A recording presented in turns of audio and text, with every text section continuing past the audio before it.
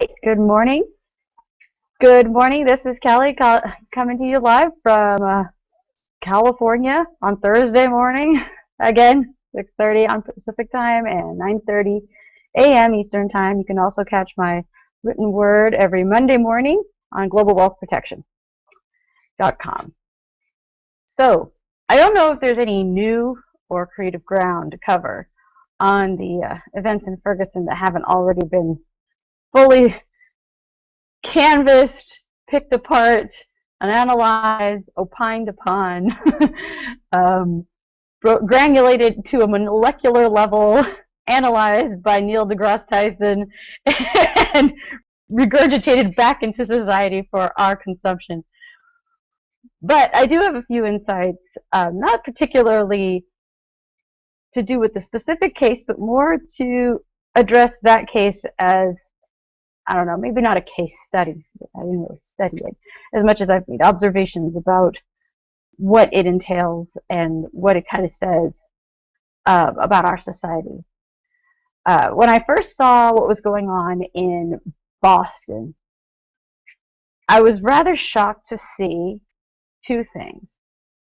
One, that our government would declare martial law on a town over two boys and a pressure cooker. And two, that the people were very complicit. And three, that they cheered afterwards. Now, of course, when you say things like terrorism, it immediately invokes a tremendous amount of fear because people don't know exactly what that is. They mustn't, because you can't wage a war on terror if you knew what waging a war on terror actually entailed and how illogical and irrational that is. So the fact of the matter is that the majority of people, I don't think, really understand what terrorism is. Now, in my view, terrorism is exactly what the government does to you. It scares you shitless into believing what it wants you to believe, to see the world as it wants you to see it, and be petrified of anyone, lose trust and be scared of and question everyone but the government. Right? The government will save you. The government is your blankie. It's your little teddy bear that you sleep with at night, so that the boogeyman terrorists and whoever else that hates you for your freedom underneath your bed at night can't come out and get you. I mean, this is the illusion. So I found it really telling in Boston, or Watertown specifically, that people were waving their flags in adoration and adulation of their country because close to 9,000 cops came pounding through the streets like a small village in Afghanistan and militarized that place. I can't believe that they were posting these memes deeming these cops heroic for getting these people, this one family, milk. Well, of course you did. You prevented them from getting it themselves. I think that's the least you can do. I mean, I'm sorry that you've been reduced to nothing more than a fully armored errand boy, but if you're not going to let anybody get their food for their family, then yeah, I think you should go make a trip to the local store, buy the milk on your dime. And there's nothing heroic about that. Now, that was Boston, and that was after a tremendous amount of hoopla over it being a terrorist act. Ferguson is not that, right? What's happening in Ferguson right now is, I would say it's damn close to being similar in terms of the police response, but in terms of the circumstances that are leading to this response, they're completely different. It has nothing to do with terrorism on a civilian level, right? But this is all spawning from the same place that the Rodney King case was born out of, and that is the police brutality issue. And that issue not only is it not going away, it's escalating. And not only is it escalating, but it's escalating in terms of the amount of funding, the amount of material, and the amount of resources the police are given to go forward and do this work on society. Ferguson boils down to a boy and his friend jaywalking. That's what started this. So, I mean, my first question is always, why were the cops there in the first place? I never have to ask that about firemen. Why are the firemen here? They're only there for two reasons. One, to back up the EMT and help with any sort of physical labor that is necessary to get, the victim or the person out of their circumstance, or they're there to put out a fire. But I can pretty much assess why there's a fireman there. I never have to ask that. I don't even have to ask why the EMT is there. Ostensibly, somebody called because there was somebody in physical or some sort of medical duress. But I always got to ask why a cop is there, because they're never there when you need them. They're there when you don't. They're not there to ensure peace. They're there to take a peaceful situation and take it to some disgusting, banal, morally bankrupt place.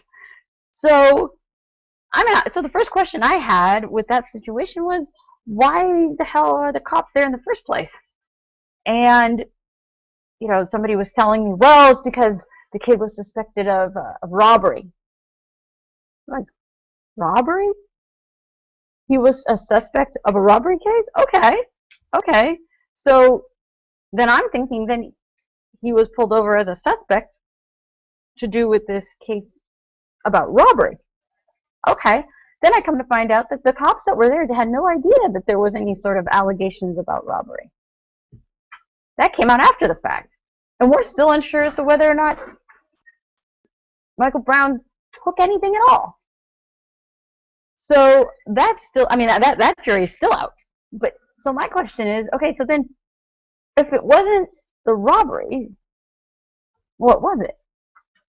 So apparently, I don't know if this is even true, but they're going through the cops are going through the course of their day, and Michael Brown and his friend are going through the course of their day, and they happen to be on the same piece of road at the same time.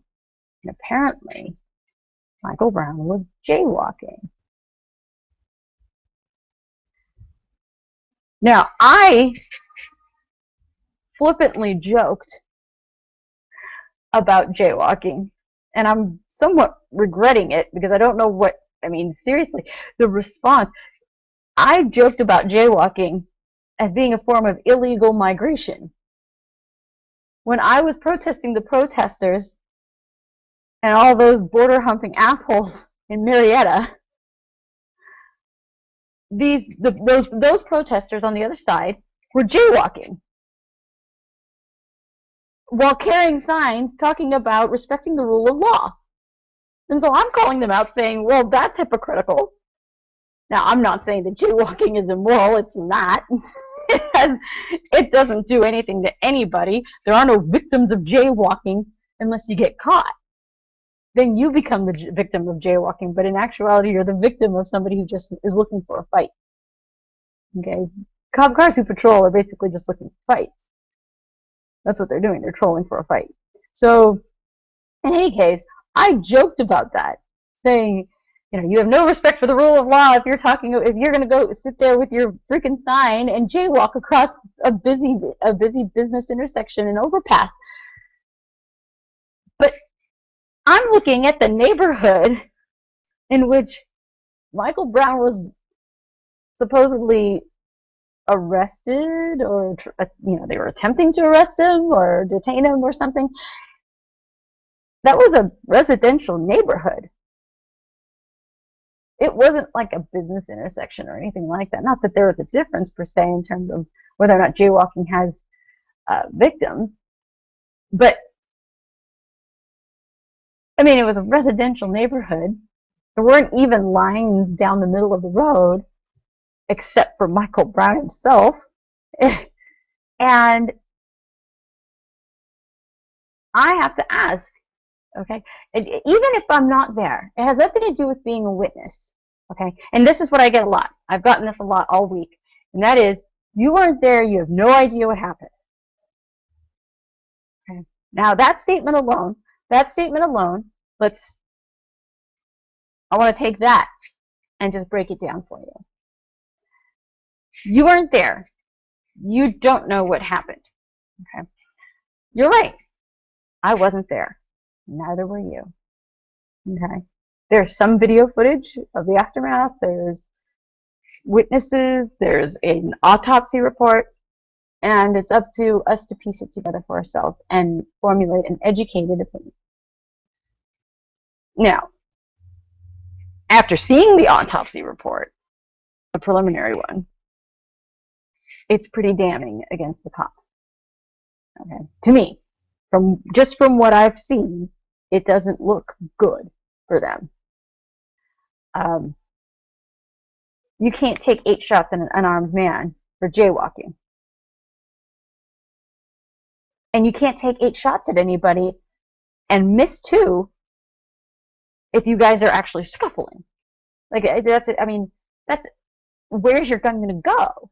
I mean, you have no range to miss, much less to hit the outsides of the person. So they weren't in an altercation when he got shot. Right? So I mean, there's certain things that are just not piecing together. Now, new evidence can come out. I might be missing something, but I'm just saying there's that. But I wasn't there. Okay? So there's also that. But here's my thing. How the tap dancing fuck does a jaywalking citation escalate to the point of death? How does somebody who's supposedly a 6-year veteran of the force screw the pooch so hard that it goes from, hey, pick a side or get on the sidewalk, to pew, pew, pew, pew, pew, you're dead?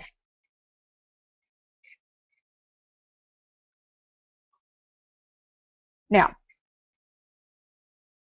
I can't listen to an argument that involves calling cops peace officers if they allowed routine jaywalking citations to escalate to the point of death. I can't even entertain that if they allow a routine jaywalking citation to escalate to an arrest. And I certainly can't even entertain the idea that a police officer is in fact a peace officer if they're even going to bother to pull you over for something so goddamn paltry. Okay? There's no situation already the person to blame here has to be the cop. Has to be.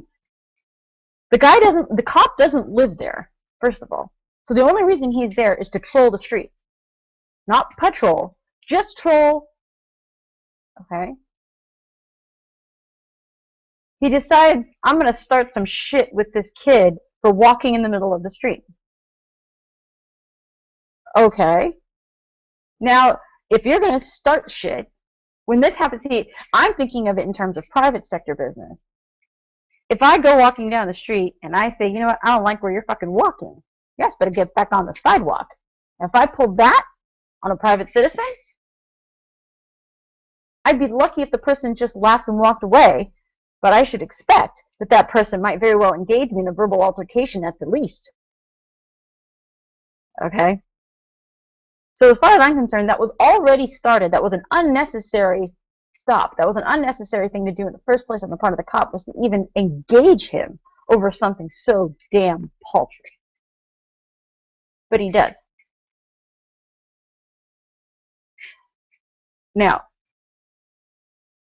understandably, okay, in a private situation, if somebody were to have checked me, shoulder checked me, and decided they want to play chicken on the sidewalk, or if somebody had done something mean or cruel or violent, my response would be greater than, I don't like the fact that they're standing there in that, with that stance, or I don't like that they're walking on that space, right?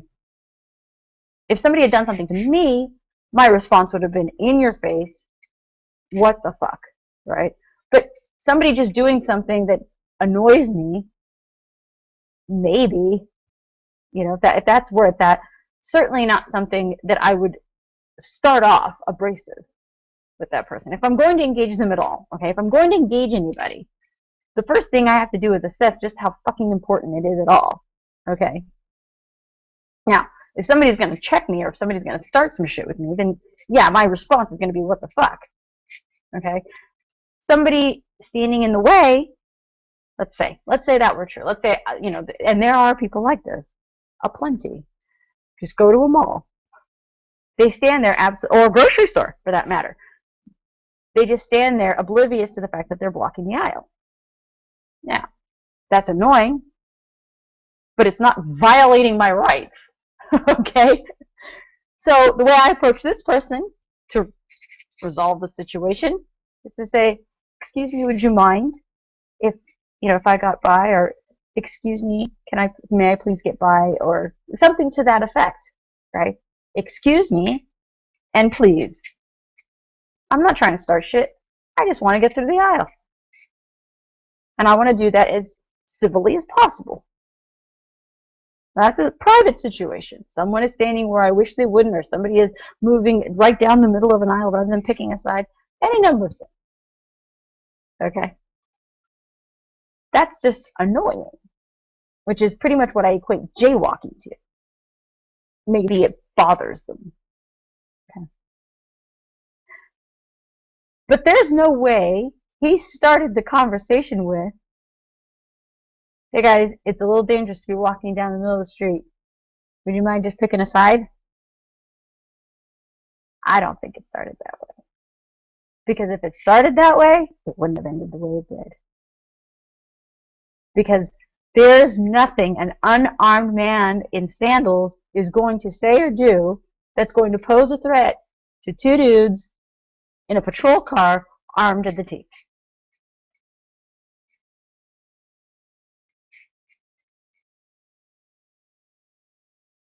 Their situation was peaceful. The cop decided to introduce himself into their peaceful situation and have a few words. Now, I don't know what those words were, but I'll tell you what didn't happen. The cop didn't recognize that didn't see the signs of the situation escalating, because he was the one escalating the situation. There's no way around that one. There isn't. Because anybody who approaches somebody over something that frickin' paltry unto themselves is already the person who started it. Okay? It's not like Michael Brown was looking for cops to throw tomatoes at. He was walking to his grandmother's house. He was with friends. He had witnesses. He was just walking down the street with a destination in mind. He wasn't even loitering, for God's sakes. He was just walking in the wrong spot.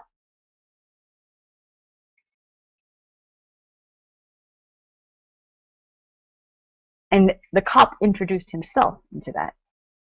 Decided to engage him. Now, if you're going to engage anybody, it is your responsibility to gauge that, track that, check that, especially as a cop. Especially as a cop. Anybody who's armed, in fact, private citizen or otherwise, if you're armed in some way and you're going to engage somebody, I would find it to be the responsibility of that person to ensure that it never escalates to a deadly place. Okay? But the occupation of cop and the occupation of being in the military demands that deadly force be below the last option. And that if you know you're approaching somebody for nothing more than jaywalking, then that gun shouldn't even be an option. There's no reason for it to go there. But the thing is, okay, is that a cop who allows a jaywalking ticket to escalate to that place was looking for a fight. He just turned jaywalking into a capital offense that day. The way the officers involved in the Kelly Thomas case turned existing outside of a house on public grounds, turned that into a capital crime as well. When something so benign in society is happening, and those benign things are now turned into capital crimes by judge, jury, executioner, officer Doolittle, we have a greater problem than Ferguson, a greater problem than Massachusetts or Watertown. We have a greater problem than even Kelly Thomas. Those are boils and rashes on the body of society. Those are not those instances are blights on society. They're symptomatic of something that's happening inside of it. Okay, two things are going amiss, and they're two sides of the same coin. You have a population of people who are willing to give the cops the benefit of the doubt, and you've got a population of cops who are not willing to give the public the benefit of the doubt. When people give cops the benefit of the doubt, they presume innocence on the part of the cop. When cops don't give the public the benefit of the doubt, they are presuming guilt on the part of the public.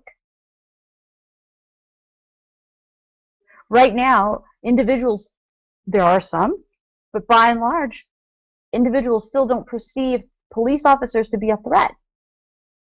Police officers perceive the general public to be a threat. There needs to be a serious paradigm shift. Now, I don't advocate having police officers in the first place. I don't advocate having government agents. Period. Okay? So, I don't want any of that. But while we're still stuck with each other, and we're still stuck with a state, and we're still stuck with a government, and we're still stuck with incredibly violent assholes trolling our streets, the mindset has to change. You need to know that the cop who's pulling you over already thinks you're not just guilty, but that you could be guilty of something more than what he's pulling you over for. Okay? I had somebody pull me over in Lakeway, Texas, which, by the way, has a 2 to every 1,000, a 1 to 500 ratio, over a 1 to 500 ratio of cops. Lakeway, Texas has a demographic of 75 to dead. Lakeway, Texas is a retirement community for all intents and purposes, and then is slowly turning into young, affluent couples and young, starting families. Okay, that's what's in Lakeway, Texas, but it's affluent, it's all get out. And we have this guy pulling me over. I actually didn't, I mean, this is what's really, I stopped in a bank to drop somebody off. And this guy pulls me over, he has his lights on, and he's like, "Did you see me behind you?" I said, "No, I was already going to be pulling into this parking lot to drop him off." "Do you know why I pulled you over?" "No, I have no idea."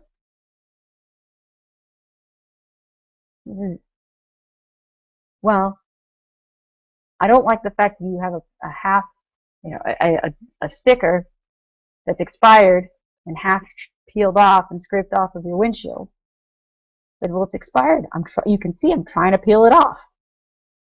"Uh-huh. You have a frame around your license plate, and in Texas, that's illegal." I said, "Okay. Sorry. You can tell my plate is not from Texas. So, obviously I'm from out of state. It's not like there's signs when you cross the border that says You're in Texas now. Take off your fucking license plate frame.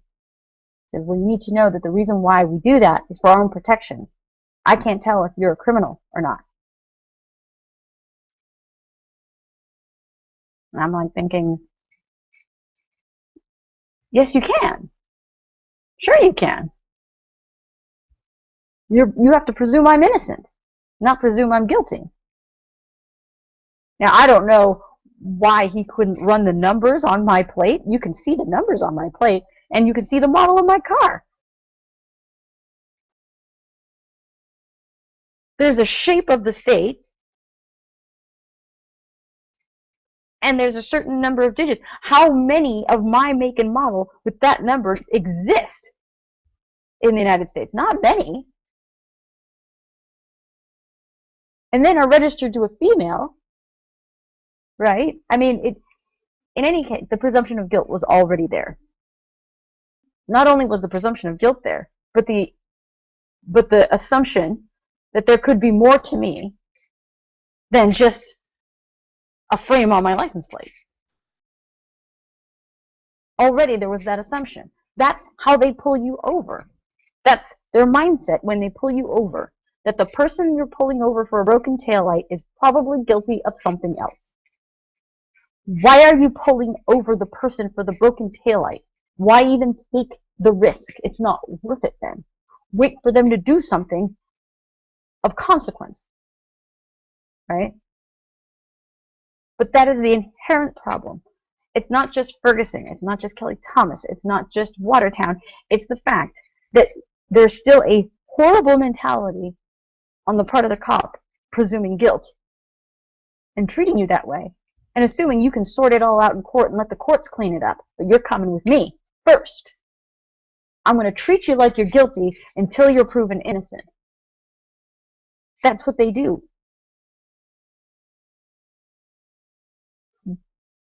That can't be fixed by voting, and that's not going to be fixed by very much other than waiting for and all. I mean, seriously, I don't know. I don't know what it's going to come to. Come to blows, whatever.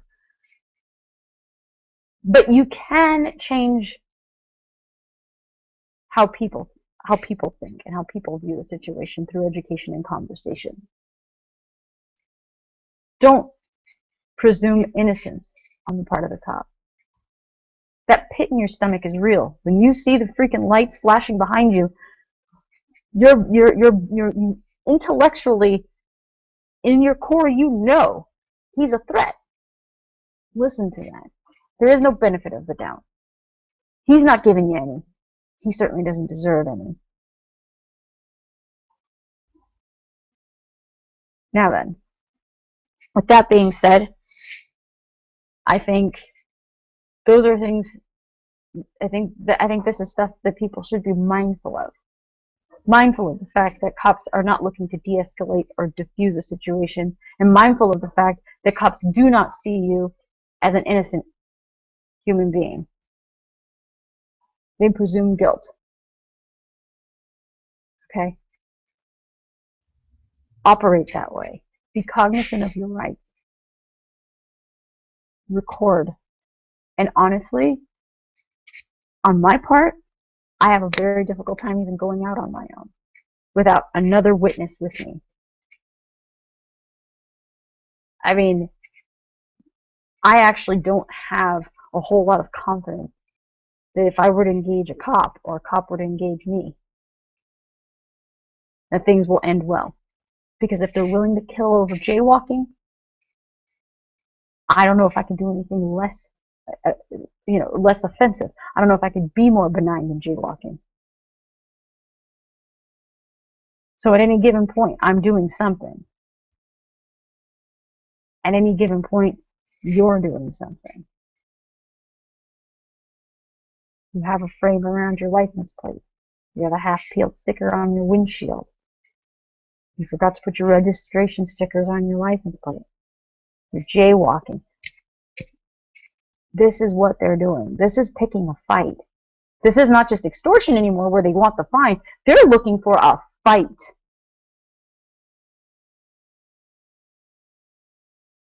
Be careful. Know your rights. Stay safe. Be aware and talk to people. Talk to people about a serious paradigm shift in how folks perceive the cops. Benefit of the doubt, there's none to be had anymore. We're not getting it. They're not getting it. It's just that simple. Have a good week, guys. Catch you next Thursday. Bye.